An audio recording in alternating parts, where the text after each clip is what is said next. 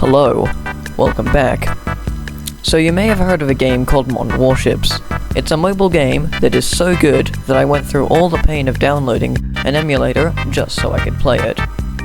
Now, this game has a pretty solid meta that I do not care about in the slightest. However, I still see players playing the game in a suboptimal way.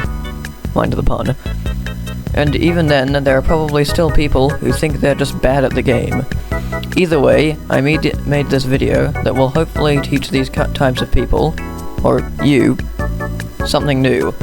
If you're new to game or a veteran, I hope there's something here that's marginally useful that will make you perform somewhat better in battles.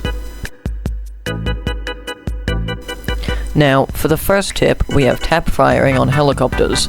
This isn't really that big of a problem for planes, but on helicopters you should fire your cannons in short, controlled bursts so that they maintain their accuracy and hit their targets more.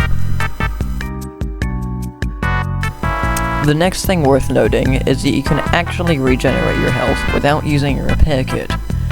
As long as you only take a small amount of damage, and the damage doesn't actually, and you don't take any damage after you take said damage, you'll be able to repair a small amount of your health automatically without doing anything.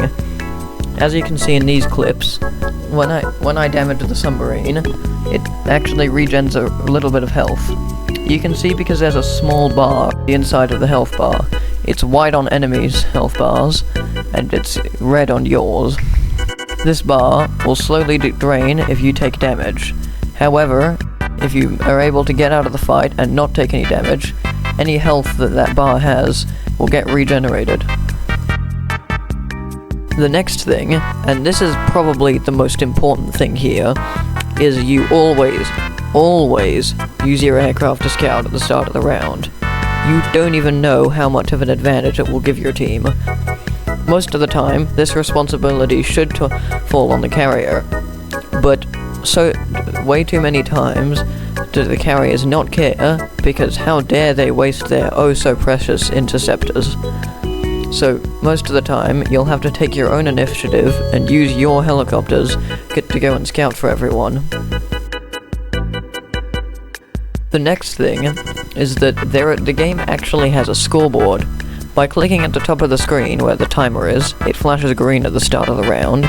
You can actually see what ship everyone's using, what their usernames are, if you care about that, and what level they are, which is useful for discerning their playstyle.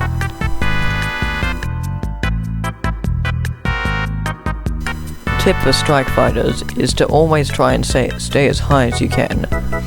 This makes it a lot easier to bomb your enemies if you're using a plane with bombs, and it means that you can stay out of range of the enemy's air defenses while within the range of yours. Now, there are a few dangers to this. To start off with, you can very easily get oriented when you're high, especially on maps like Storm and Islands of Iceland, but the benefits outweigh the negatives in my opinion. It's also useful to note that when you're flying high, you'll be out of most people's field of view if they choose to play as their interceptors, which means that you can generally not get spotted.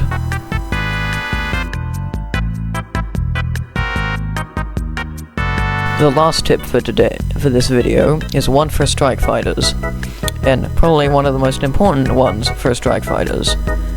The tip is that you should never, unless you're using bombs, ever fly over an enemy ship.